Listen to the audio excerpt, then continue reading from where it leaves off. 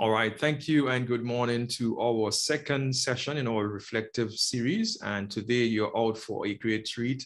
Today is certainly an opportunity for us to continue to focus. And today we are looking at peer observation. And we have a special guest with us today, Dr. Madgerie Jameson-Charles, and she's going to lead today's session. Certainly what we want to do is to invite you to subscribe to our YouTube channel. We will be sharing all the recordings in our YouTube channel. And in case you are unable to attend a session, we will be making this available. One of the things is that once you are subscribed, you get the latest updates. So I'm looking if you can just click on that and press subscribe.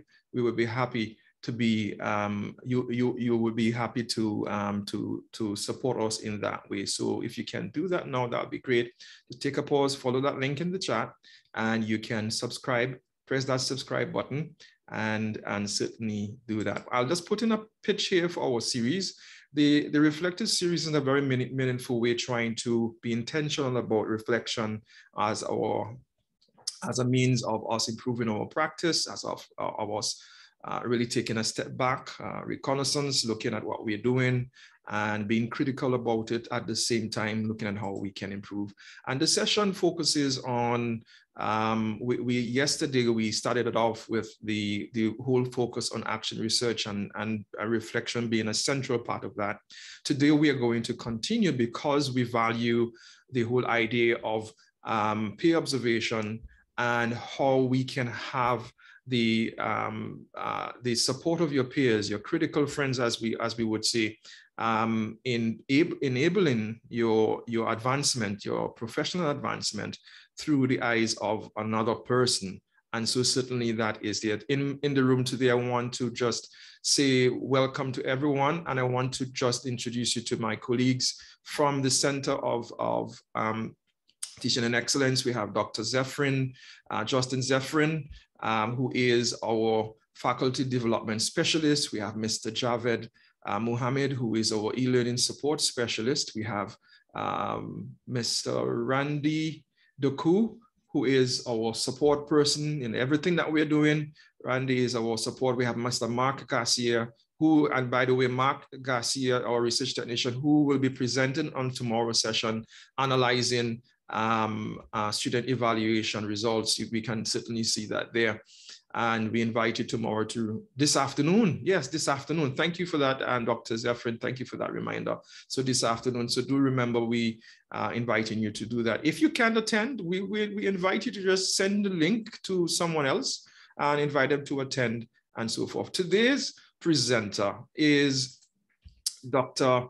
Madgerie James-Charles, who has been an educator for over 42 years. I almost said 45, but 42 years, whose philosophy is transformational in that approach.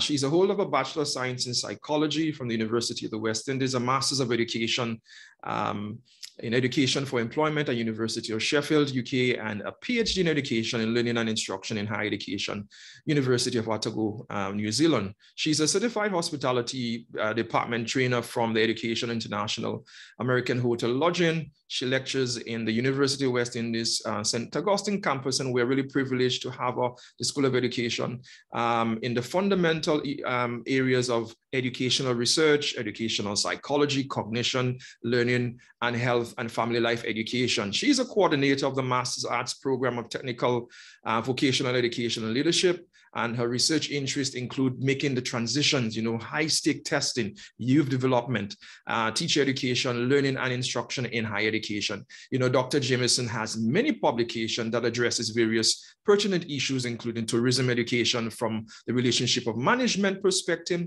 the workforce development as transformative, lifelong learning in the tourism sector. And she speaks about the whole idea of reclaiming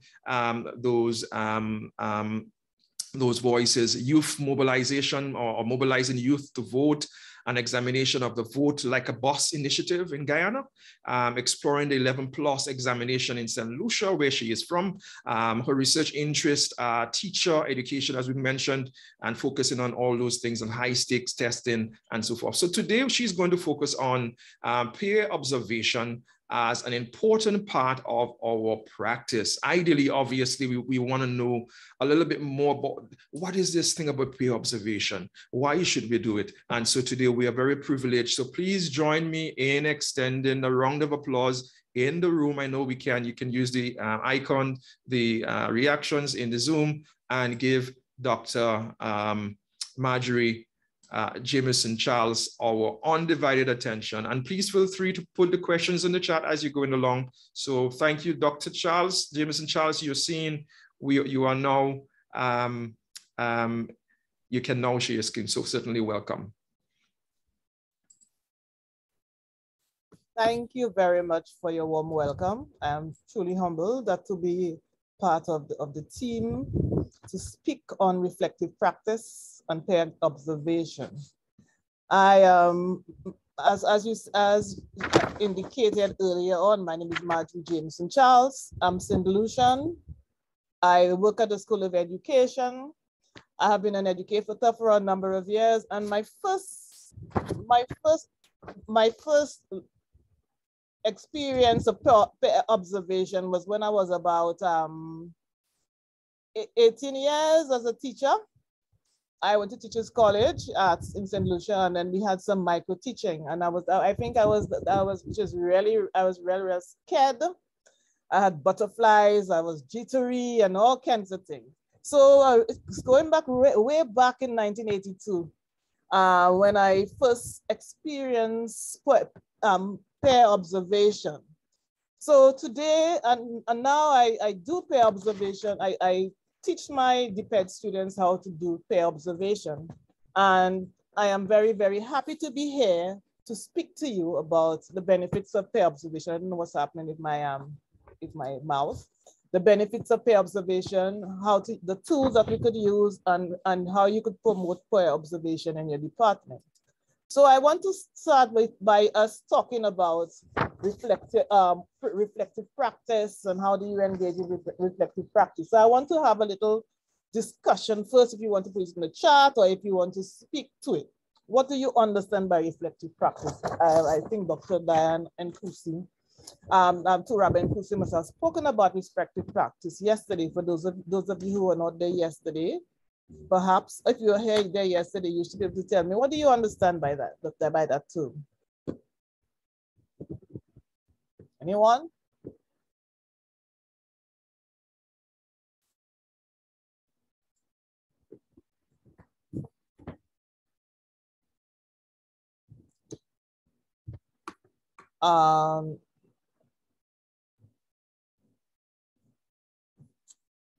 Okay, and so what about someone says pausing and reflecting. Pausing and reflecting. Okay, anything else? Reflecting on your practice. We looking back and looking inward in terms of what our practice is about. How do we do that, and so on and so forth. I want to show you a little video on reflective practice from a nursing educator standpoint.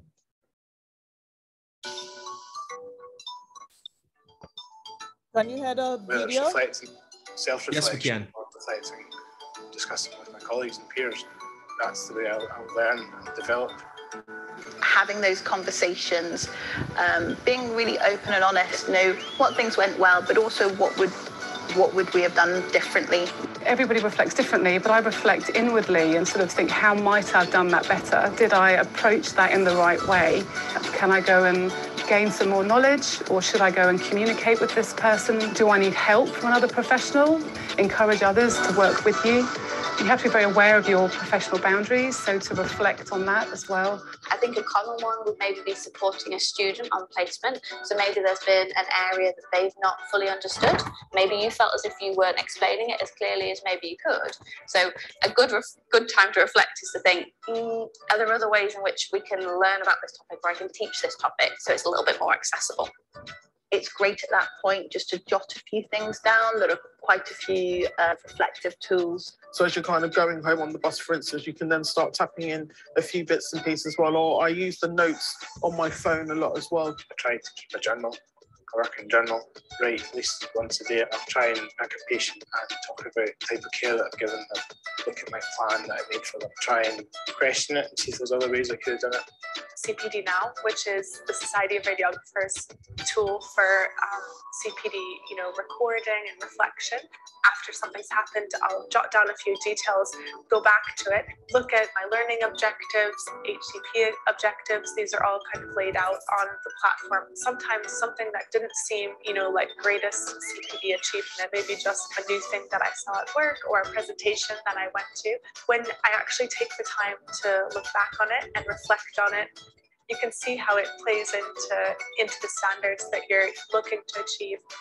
We reflect professionally throughout our working day, throughout our working year, but also when we have our annual appraisal, that is a real time for reflection overall. And again, that is about that really meaningful conversation. It's not necessarily about the documentation, although that does prompt memory. For me, the most effective way to reflect is having those conversations and having people ask me the questions, why did you do that? What would you have done differently? What did you like about it? Having it with a team member that you trust. And I think trust is, again, a key bit of those effective conversations. That's the way I'll then develop and be able to actually put in my clinical practice to make sure that patients are getting the best practice. Okay, what are the keywords that come to that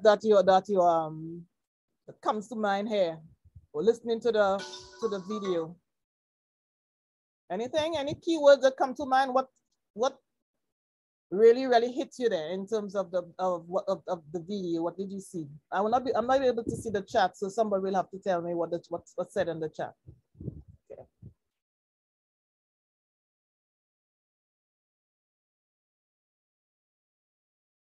Or you could, if you want, you can raise your hand and I will acknowledge you. Anything? Yes, Rani. Hi, good morning, everyone. What came out for me was trust. Mm-hmm. Yes, trust. Anybody else? Thanks. Yes, I'm seeing in the chat here, persons would have indicated conversations, pondering how to do things better, yes. What went well. Mm-hmm. Okay. So these are the things we talk about when we're talking from a reflective practice standpoint. And then from a reflective practice standpoint, we also look at it, we also reflect with our peers sometimes. And in teaching and education, one of the most powerful activities in education and in teaching and learning is peer observation of teaching. Okay. What we do is to observe learning as it happens among peers. So what we do, we invite our colleagues into our classes, into our lecture rooms to observe our students' engagements. And they then provide feedback. The feedback is to enhance the teaching learning experience for our students.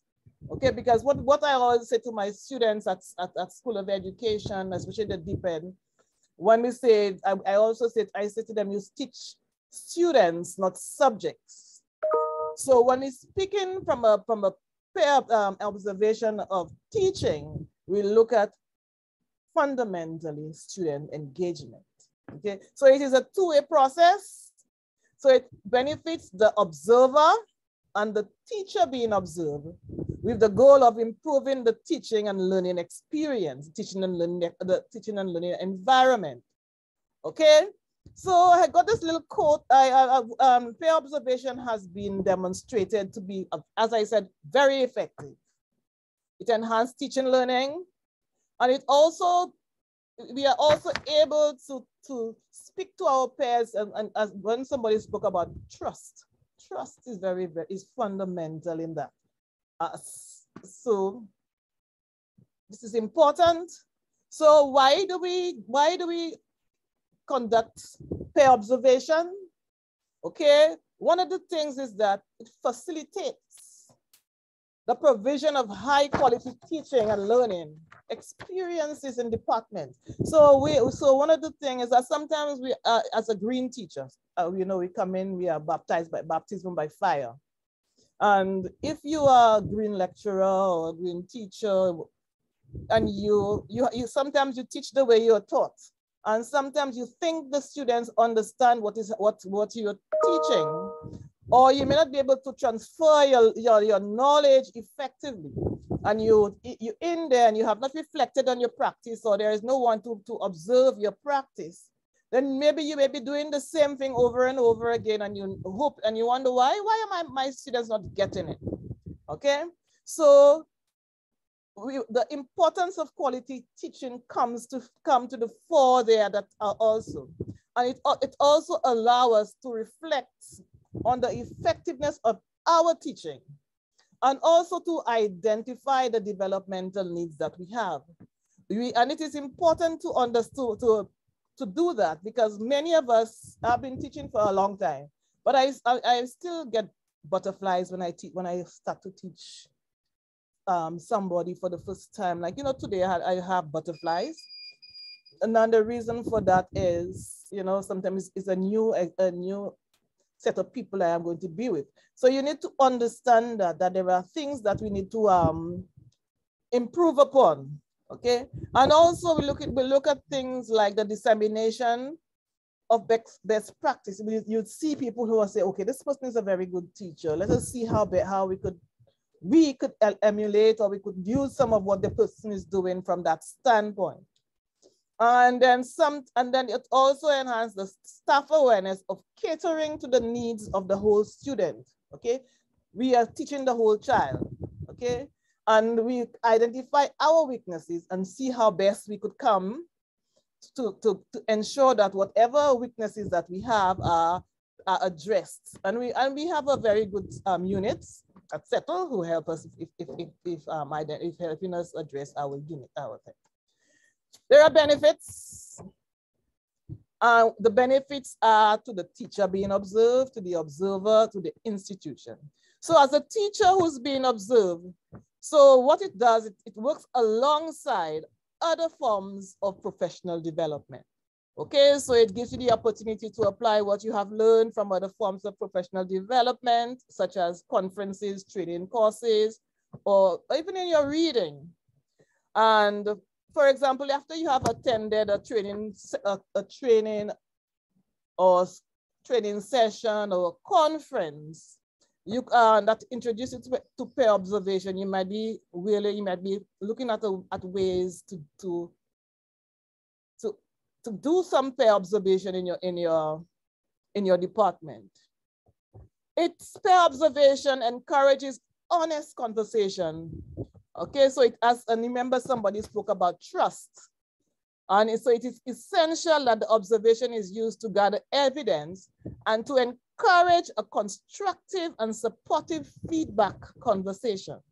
So it is non-judgmental, it is honest, and they speak to ways that you could improve your practice.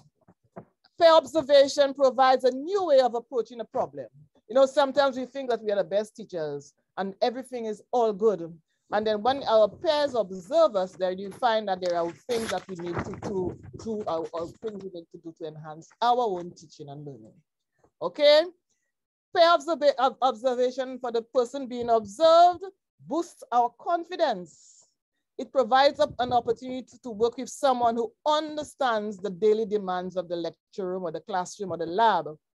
And they could help you relax. And it's also a good reminder that all colleagues have parts of their teaching that can be improved or that can be developed. And it encourages reflection.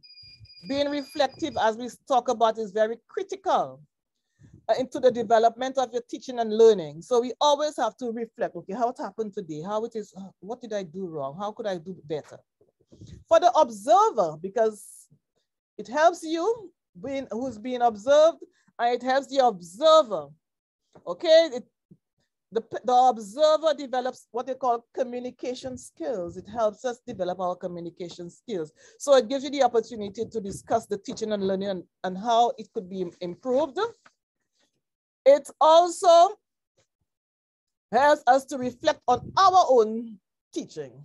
When you observe someone, you reflect on our teaching. So there's a quote that says, in observing another teacher, the observer draws on her professional vision, her adapted way of seeing the field of practice to render the observed scene intelligible. In doing so, she engages in a double seeing of her own classroom in comparison to the classroom that she observed. Okay, and it benefits the institution also.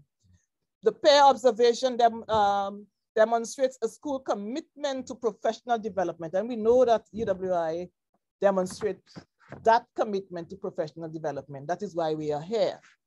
The peer observation can improve the teaching and learning in the institution, and that is what we are here to also do, to ensure that teaching and learning at UWI is second to none.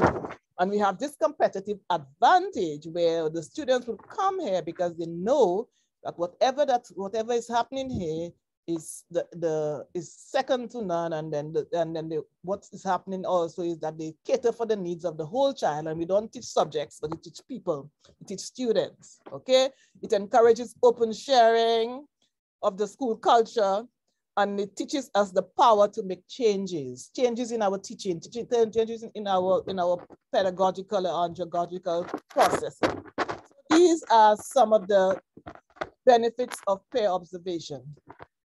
Okay, and this is the quotes I just read a while ago.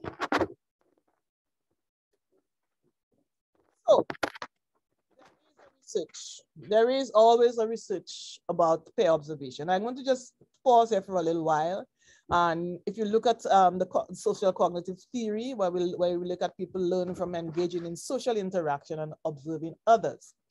Okay, so, and they speak about the increasing teacher efficacy, collective efficacy. Okay, and it moved from telling teachers what to do instead of allowing us to draw on a professional knowledge of learners and in the teaching experience and the teaching context. I want to pause there for half a minute, so just for us to reflect on us, on our teaching, and how many of us have had our peers observe our teaching, and how does that make you feel? If anybody wants to say anything, you could put your hand up, or we could put it in the chat. Okay, because it's important as from a social cognitive standpoint, where we are learning from engaging in social interaction and observing others. Anybody want to comment on that? I see two raised hands. Can you call on? I can't see who. So go ahead. Okay, yeah. So this is Rohani. Yes. I recently went through that experience of being observed through an asynchronous recording that I had done for one of my classes. And I actually, even though it was a recording, I felt anxious, I felt worried, I felt I would be judged. And I am not very familiar with the people at the UWI. So I haven't really, I don't really have people that I can share openly, things that I'm going through with my lectures or so. It's how the environment is. We just work in our, own little areas. And so, so this was sharing with a couple of colleagues who were totally out of my area, and they were observing me in my lesson. And after when I completed and I got that feedback, I was like, wow, I did not think about these things. They told me it in such a nice way. And I felt so good about it because I would do my lectures and I would not really pay attention to how I dressed up my information. And they showed me how I can, dress up that information and make it so much more powerful. And the other thing that being old school, I had a fear of technology. I would tremble when you tell me, oh, do this and do that and use, my hands start to tremble. And then they actually showed me, and through the CETL program as well, I am like, wow, I can do these things. And now I feel so much more confident. I go into my classes and I show off a little bit with my students and they laugh because previously they knew that I had, I had challenges with technology. And now I show off a little bit, and the classes are so much more interesting and exciting. And I look forward to I can't wait for September, because the new things that I learn, I can't wait to put them in my presentation and show off a little bit. Great, good. So you see the benefits of it. Sometimes we scared, you know. I want to know who want to come and observe me. And as a young teacher, I used to be real scared. I even used to try to run away from being observed, but I had to be observed because I had to get a mark for teaching practice. But it was a big thing. And then sometimes we in the field, and when we have our field days at School of Education with the deep ed, and I say every field day they have to do either a micro teaching, or they have to do a demonstration lesson, because I teach in the competency-based, I teach in my group of students are competency-based education for TVET instructors or TVET educators. So when I have them to do it from a competency-based standpoint, because the teachers are TVET teachers in agriculture, in food and nutrition, etc., etc. So I say to them that you have to do, it has to be competency-based, and then you are going to be teaching, and your peers are going to critique. And then we do that all the time. We have our field days on a Friday, and on the everybody every single person has an opportunity to teach. And then there's another thing we do individual teaching, and I make them do team teaching. So then there is always that. Okay, so observing, and then it benefits them because they understand that, you know, even in terms of looking at, we have them to critique the lesson plans, the unit of work, and all of these things. And I have them, their peers, to observe them. All right, so it helps them. Somebody else had their hand up. Sorry about that. Hi, morning, everybody. This is Ladena here. So my comment was, so you spoke about baptism by fire. That's me in a nutshell. Basically, when I started, you know, at the university, I have not had people, my colleagues, come in to listen to me. But between 2019 to now, I've been doing a series of courses, you know, currently registered for a diploma in global leadership with a university, the University of Peace.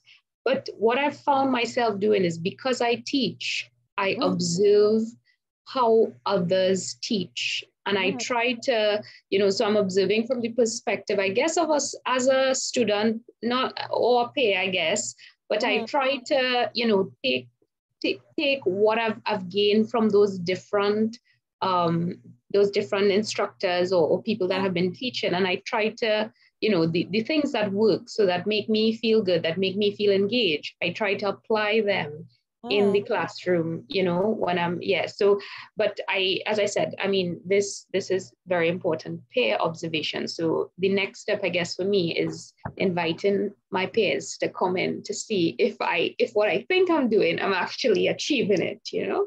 Very good. Yeah. So then there is the process. Okay, there's always a cycle. So we have the before observation. So you observer and teacher agree on a focus for the observation. Then we have the during observation, and we have the after observation. So before observation, you need to select an observer, someone who would observe your class and give you valuable insights into what you would like to know about your teaching. You meet with your observer, okay? And that is an excellent opportunity for you all to talk about what you need, what you want, what they're looking for, and how we are going to go about doing the observation. So that is important, when to meet and to speak to your peer who's going to observe you. Another thing you could do also is to prepare a checklist, okay, an observer checklist. And this observer checklist is going to ensure that you and the observer prepare that checklist, so that you will be in a position, so you know exactly what is expected of you and what is going to be observed. And so you wouldn't just come there like an ad hoc without any plan, without any checklist, and you're just watching. Okay, so you prepare that. There's some people call it an observation pro forma, but we look at it from an observation checklist standpoint, and this is what that helps you in terms of how am I going to execute that particular session. Another thing, you have to determine the questions that you may like to consider during the pre-observation meeting, because sometimes there are issues that you would want to discuss during the observation meeting that you know that are important. So you may want to speak about the background. What is the background? Where are your students up to at the particular course? How is the course progressing? Is there anything particularly challenging or interesting that you would like to focus on? Why are you engaging with peer observation, and how have you been trying to improve your teaching? So these are the conversations that you're going to have before observation. You're also going to talk about the length of the session, okay? How do you plan, how long do you plan for the session? How do you feel about the observation? Is it your first observation? Do you have butterflies? Are you nervous? All of these things you talk about before. You talk about what do you want the observer to do? Should the observer engage in the class discussion, or should they just sit? Or will they be introduced to the class? Because sometimes the observer just sits in the back, you know, or they are part of the class. So it depends on you and what you would like to do, okay? And what do you want to achieve at the end of the lesson, okay? What do you want the observer to focus on, okay? And you choose if you're observer a framework for identifying the insights into your teaching. And then one of the things is in terms of what do you want the observer to do? Are you going to introduce your observer? And that's important because sometimes the students will see somebody in the class, in the back of your class, just sitting there and you want to know what is happening. I could give you a little example. Last year, I did the online observation of my students. So after they do their pair observation and stuff, but during the teaching practice, I have to go and as a clinical assessor, I went into a class and the student had a Zoom class, an online class, Zoom class. And she forgot to introduce me. And a student said, Miss, there is an intruder in the class. Somebody we don't recognize is in the class, because you know they have Zoom bombing. So they wanted to know if I had bombed their Zoom class. And then the student had to stop and say, oh, I forgot to introduce you. That's my supervisor, and so on and so forth. And then they said hello. But when they saw I was in class, they decided they're not saying anything, because who is this person sitting in the Zoom class too? You know, so these are some of the things that are important when you're speaking, when you're looking at observation. All right, the next one is, also in the discussion, you may want to discuss the specific learning objectives, the teaching approach, and so on and so forth. So these are some of the things that are very, very, very important. Now, during observation, now this is a little sample of an observation checklist that we could use. All right, and let me see if I could just show you what it looks like.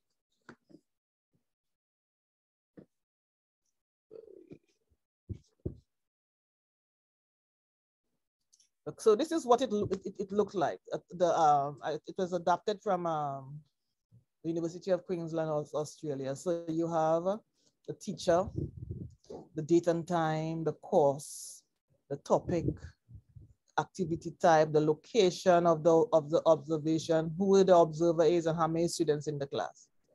Okay, and then you will look at the objectives for the pair observation. What are your objectives, and what is the focus of the observation? Okay, and then you would have the general of the focus general in terms of what are you looking for each. Okay, the introduction, the body of the lesson, closure. Then you talk about the learning activities and the content, and so on and so on. We have a lot of different checklists, if you realize that, and then you put some comments there. So so when you do that, it is easy for after the observation for you to be able to speak to the teacher and so on, in terms of what you expect and so on, and what are some of the things that you saw and so on and so forth. Okay, what am I how am I doing for time? I hope I'm not going to go over time. Okay, so these are some of the things that we can look at. Okay. So let us go back.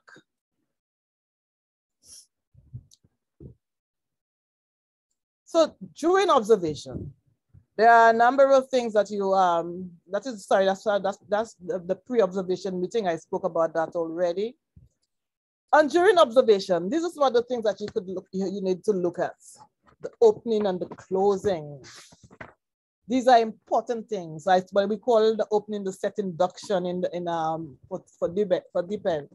So you have a clear introduction, which indicates the aim of the lesson, the outcomes of the session, and then it also has to close in such a way. Okay, you sum up, you have the summary and so on. And then you plan the lesson. It has to start, it has to end on time.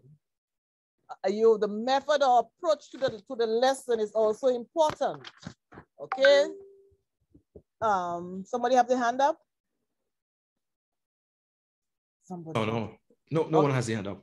Okay, the approach to organizing and stimulating the students is very, very, very important, because you don't want to have a class where you teach you teach in a monotone and you drone and you drone and you drone and you want to know what is happening. So you have to speak about the approach, the delivery, the pace of the lesson, that's important, the content, intellectual stimulation. How do you stimulate the students? How do you deal with the critical thinking issues, the critical thinking areas for in the lesson?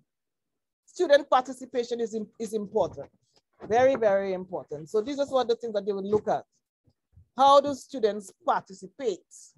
Did you give the students the opportunities to participate in the learning process? Okay, what learning resources did you use? And I was happy to hear somebody say she was scared of technology. She was scared of using the computer, and now she has some new things to learn. Okay, and we teach the students, our DPED students, technology integration, and then we make them integrate technology into the lesson, and it's something new for some of them.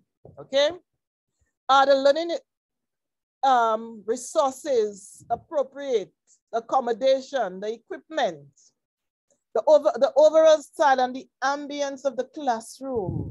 Sometimes the ambience doesn't just mean prettiness of the class, it's also us as educators. What do we exhibit?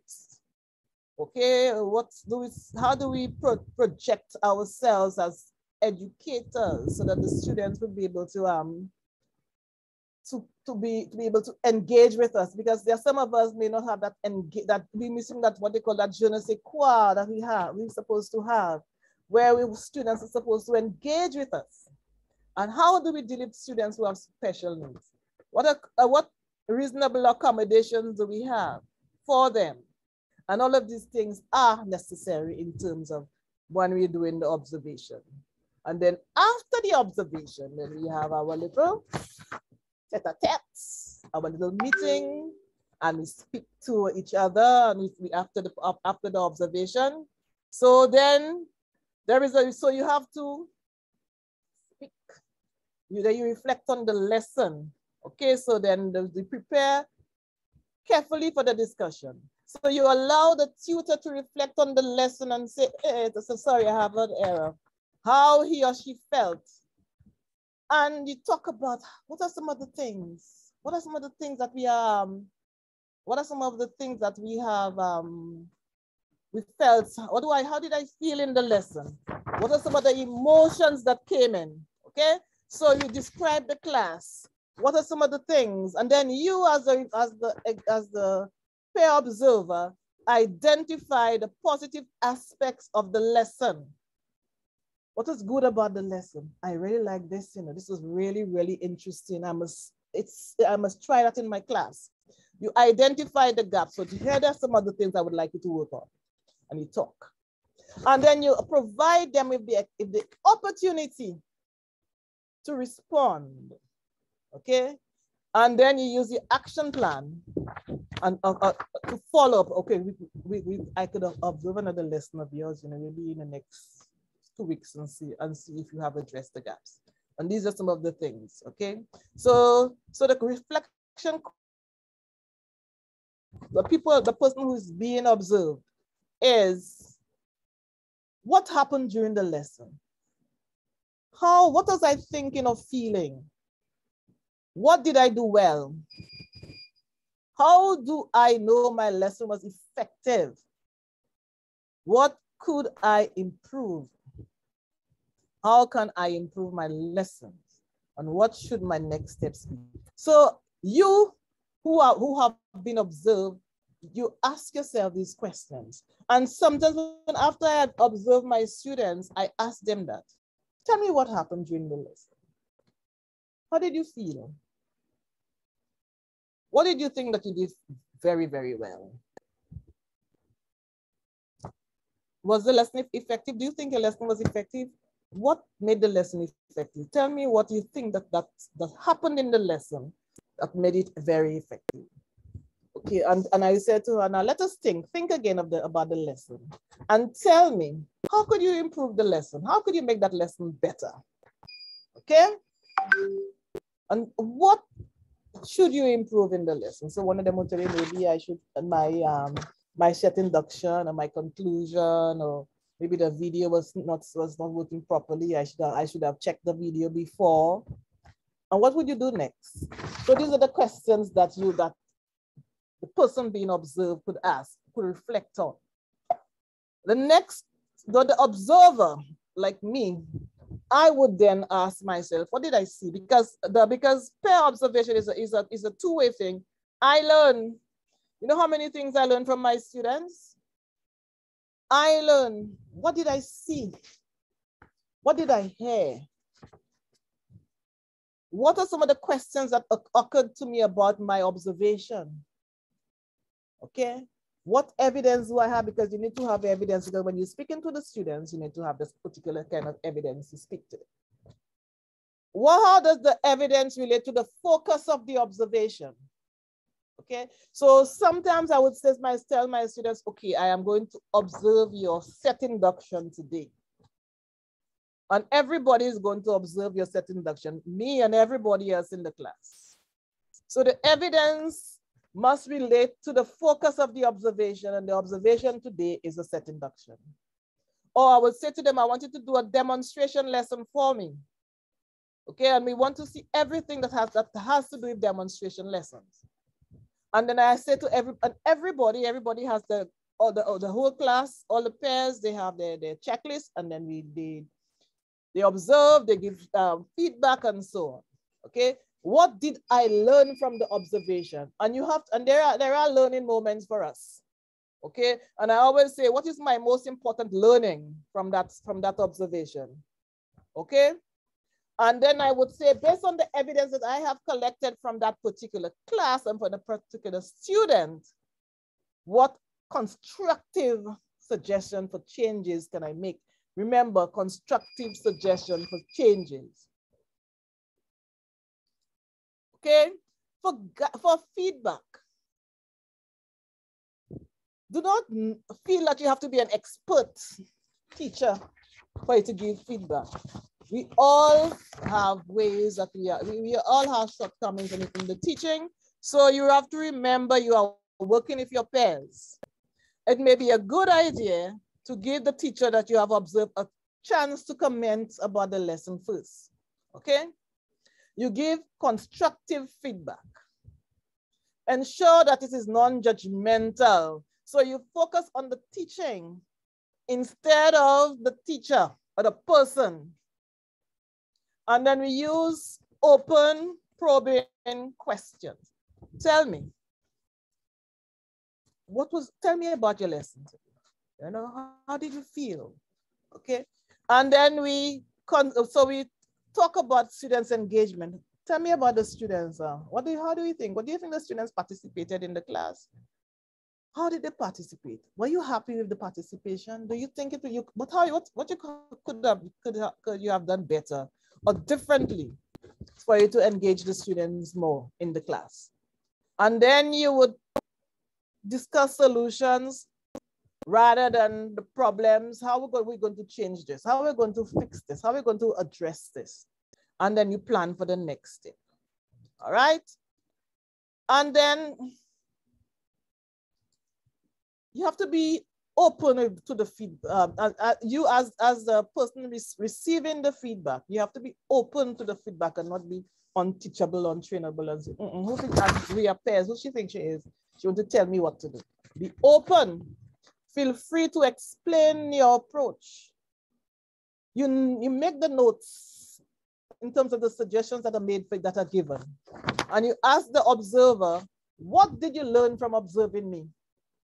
Tell me, what did you learn from my lesson? What did you learn from observing me? And this is a critical question that you could ask, right? And then you could plan the next steps.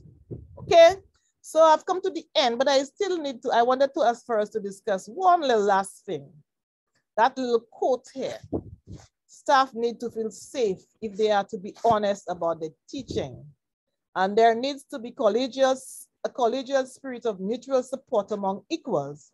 If lecturers, tutors are to accept collective responsibility for teaching within a department. And then I'm happy I used that quote because somebody was saying to me that because of the way UWI is, it is difficult for us to do fair observation. So let us talk about it. We're going to talk about let me see how am I doing for time?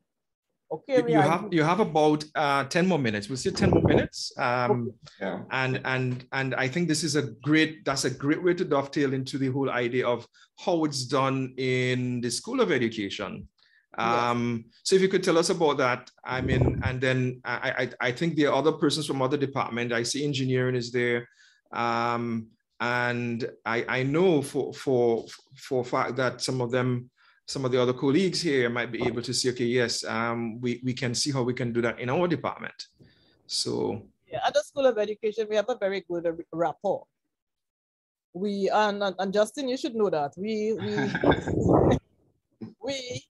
feel safe. We feel honest about our teaching. If we do not know how to do something, we seek help, and we observe each other. We do the observation is done. I have not ever encountered any issue at the School of Education where somebody don't feel safe and to be honest about their teaching. Okay, because of that spirit that we have. And then we have this mutual support that we give to each other. I don't know if it's because of we are educators and it is easy for us to be that way. But as teachers at the School of Education, as lecturers at the School of Education, we have that kind of camaraderie. We help each other. Okay. So if there is something I do not know and I'm teaching a particular topic and I have issues with it, I'd call her and say, come and teach this this lesson, this lecture for me today. I am not very comfortable with it, you know. And then he or she would come and we would team teach. She said, okay, I'll come and help you. So we would team teach, and you know, I have this so they would do the content, and then somebody would do the activity, and then you know it will help us. The help is there because we always help each other. As I say, I have never had an opportunity or time when I've asked any member of staff, any of my colleagues to help me or to observe a lesson for me, for them to shy away or don't give me honest feedback. And I think this kind of spirit of mutual support and mutual respect is there. All right. So basically, that is what I can say from my standpoint, and from my experience as somebody at the School of Education. So I'm talking just from my experience, from my standpoint. But I haven't had a problem. Yeah.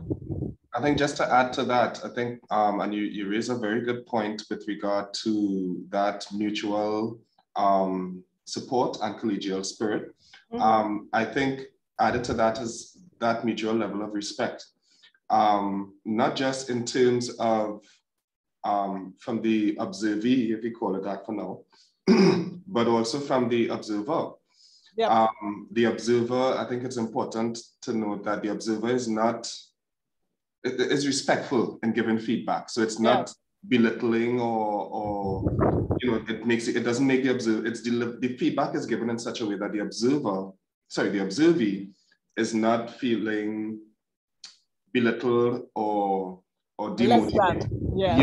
Yeah. So I think that's also an important part in the peer observation process, or judged, as we're seeing in the chat, that the way the feedback is given is constructive.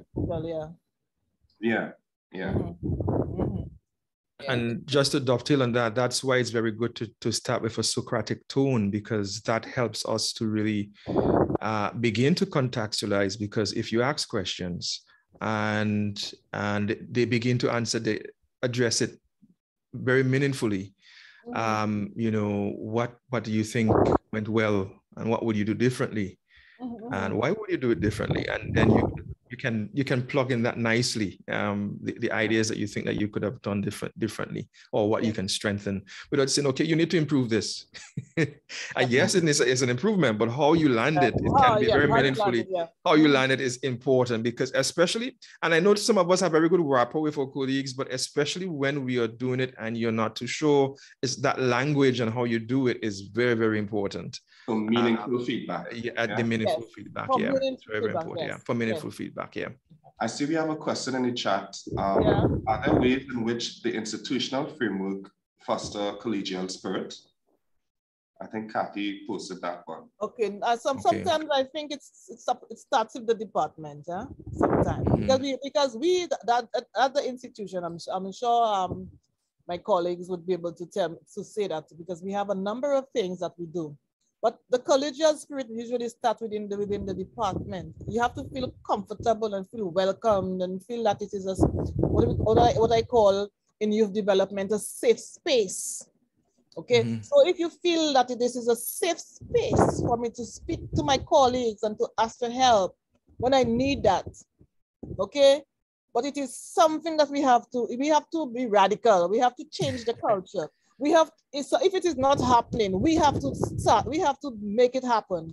Yes. Okay. So sometimes we say that thing ain't happening, but I'm saying I came in, I was baptized by fire. I am not going to allow anybody who come in after me to be baptized by fire. I'm going to assist. Okay. So we started, sometimes the reflection has to come from within. How was I? So how do I change how do I change the system? Okay. I was studying in New Zealand. I think I was the only Black person in the whole faculty where I was. And it's different. And it was at the School of Education, and I had to teach. I had to teach at the school. I had to teach the social foundations of education. But I was a trained teacher from St. Lucia, so it was easy for me to go into it. But the other people who came in straight from uni, who had no teaching background or they had to go and do the course in terms of being an effective educator and so on and so forth. And they had to learn how to teach. And we had to be observing them. And some of them were very timid, but then there is somebody in the place that would assist. I am your big sister. I'm going to come and I'm going to mentor you. I'm going to make this place a safe space for you. So if I come and I see what's happening and I just join the bandwagon and everybody's saying, oh, things are not going there, how do you make a safe space? How do you make a safe space for somebody who comes after you? These are the questions that we ask as educators. Okay, even if the space was not safe for me, but I have the power to assist those who are coming so that they wouldn't be baptized by fire the way I was. And this is my philosophy, and this is how I have been working all my life. So it is easy to change, to be radical. Some people don't like radicals, because they like things the way it goes. But you have to one day make a radical change in it for people to be able to stand and say, okay, yes, let us do it together. But somebody has to do it. And sometimes that, but like somebody say, who is going to bail the cat? But somebody has to bail the cat. And perhaps, Okay. Thank you. I mean, certainly it has been very reflective. It really caused us to think critically.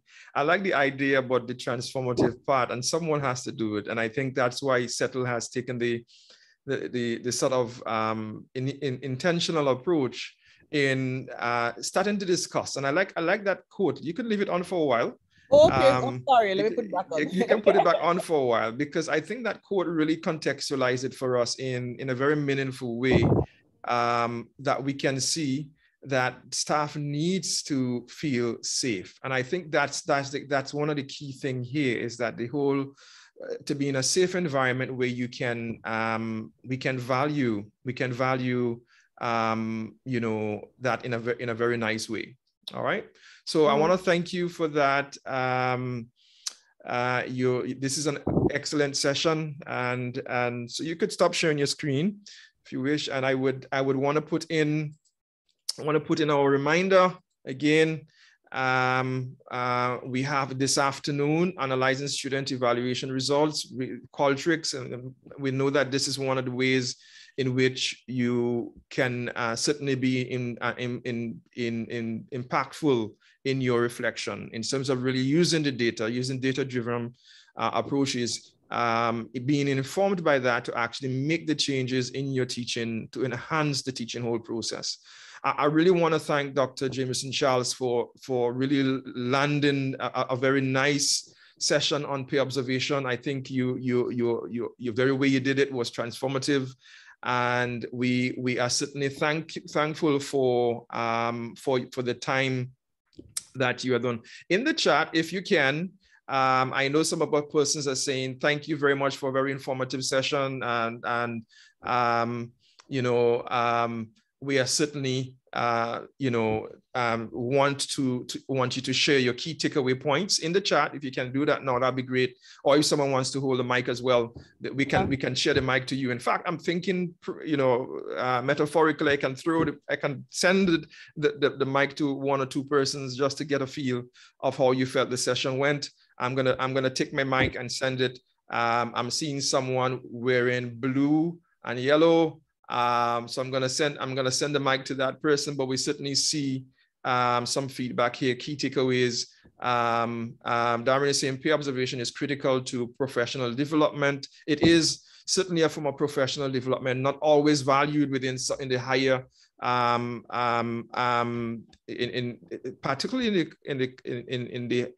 I know in the community colleges and the high school and so forth, but within the higher education setting, it is often not valued as much. And so what we're doing here is to be intentional in that way. Jacqueline is saying that I felt more empowered to be part of a peer observation process, both as an observer or as the observed, you know, and I'm happy that you're saying that. You can register for session 3. It's in the chat there. Very informative session, an excellent session. Appreciate your time and insights. So we really appreciate what you've done here. You've actually set the fire going, you've lit it, and you're being a revolutionary supporter and advocate for peer observation, and we certainly are eternally thankful for that. We appreciate it greatly. Folks, let's just give a thumbs up. Let's just give a thumbs up, round of applause for such a great job.